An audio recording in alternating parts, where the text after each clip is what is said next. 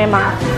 Anak sekecil itu harus kehilangan masa kecilnya Karena keegoisan orang tuanya yang mengambil jalan pintas. Niatnya untuk menyelesaikan masalah. faktanya malah menambah masalah. Ujung-ujungnya mereka juga yang salah. Game memang dimainkan, tapi jangan sampai kita yang dipermainkan. Gadget memang memudahkan hidup kita, tapi jangan sampai gadget menguasai sebagian dari hidup kita. Di dunia modern yang serba terkoneksi, anak-anak seringkali terperangkap dalam belenggu layar gadget yang menghipnotis. Di tengah kecanggihan teknologi, ada keajaiban sederhana dari permainan tradisional yang bisa mengembalikan kegembiraan dan kebersamaan di antara anak-anak. Dalam upaya meningkatkan literasi budaya anak dan menjauhkan mereka dari pengaruh gadget, kami mulai menghidupkan kembali permainan tradisional melalui permainan seperti getrik, bakyak, hingga gobak sodor. Anak-anak belajar tentang nilai-nilai tradisional seperti kerjasama, kesabaran, dan kegembiraan dalam hal-hal sederhana. Melalui permainan tradisional, anak-anak tidak hanya belajar tentang warisan budaya mereka, tetapi juga mengembangkan keterampilan sosial dan emosional yang penting. Mereka belajar berkomunikasi, berkolaborasi, dan beradaptasi dengan berbagai situasi, sambil merasakan kegembiraan yang murni dari interaksi manusia yang nyata. Dengan mengembalikan permainan tradisional ke dalam kehidupan anak-anak, kita memberi mereka kesempatan untuk merasakan kebahagiaan yang sebenarnya, terlepas dari layar gadget yang membingungkan. Mereka belajar untuk menghargai hubungan manusiawi yang tulus, dan dengan demikian menjadi lebih berdaya dalam menghadapi tantangan kehidupan di masa depan. Assalamualaikum warahmatullahi wabarakatuh. Perkenalkan, saya Lalu Hendra Fatoni. Saya koordinator proyek kepemimpinan kelompok B Bahasa Indonesia Universitas Hamzan Wadi, gelombang 1 tahun 2023. Judul proyek kami di sini adalah peningkatan literasi budaya anak melalui permainan tradisional. Sedikit gambaran kenapa kami mengangkat judul ini, yaitu karena melihat fenomena gadget yang sudah marak di lingkungan masyarakat, khususnya anak-anak, sehingga hal ini banyak menimbulkan efek negatif yang sangat luar biasa. Lalu yang kedua, melihat peninggalan budaya yang kita katakan permainan tradisional ini sudah mulai luntur di kalangan anak-anak, bahkan mereka tidak kenal. Jadi ini juga termasuk tujuan kami mengangkat ini adalah supaya memperkenalkan atau meningkatkan kreativitas anak ini melalui permainan tradisional ini, sehingga nanti produknya kami berbentuk tulisan prosedur permainan ini nanti yang ditulis oleh anak-anak. Terima kasih. Assalamualaikum warahmatullahi wabarakatuh.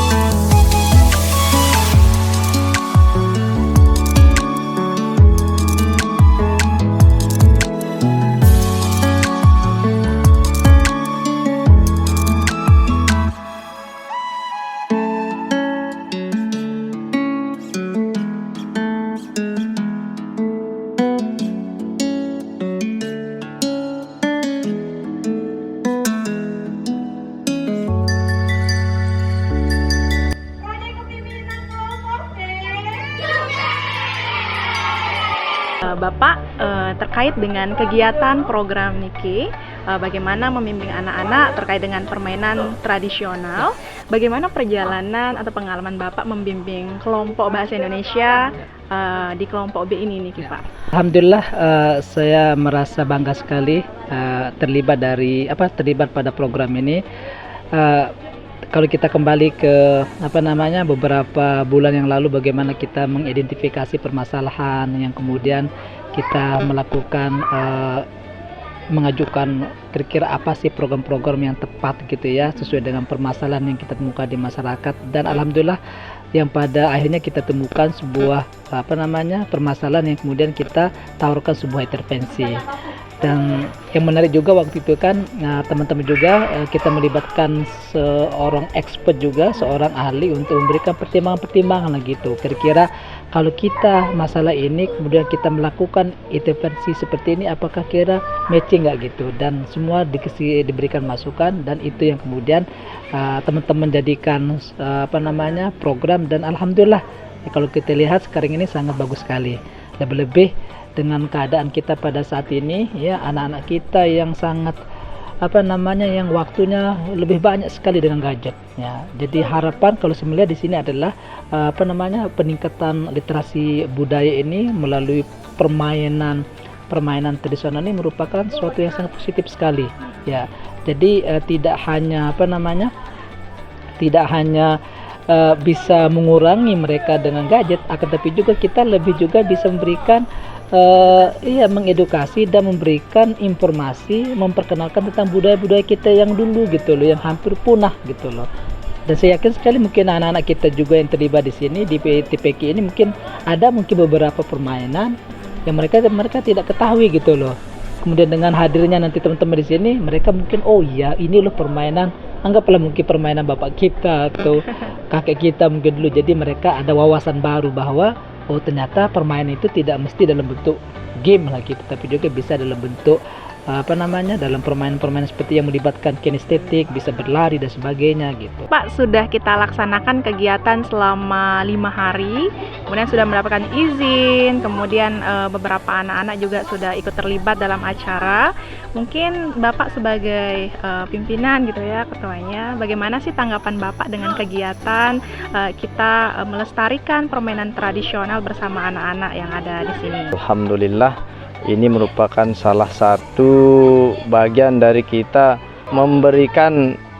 mengingatkan kembali kepada generasi terbaru ini tentang ada loh permainan tradisional yang bagus, yang menarik, yang lebih bermanfaat daripada bermain HP dan sebagainya. Minimal dengan adanya ini kita berharap kedepannya anak-anak lebih bersemangat lagi untuk menghidupkan permainan tradisional.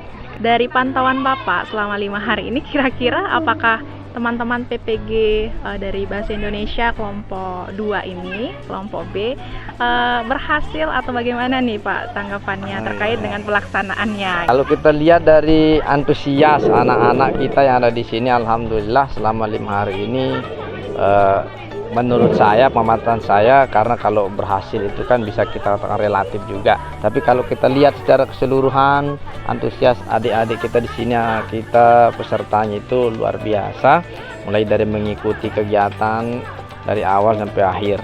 Ya, jadi insya Allah berhasil.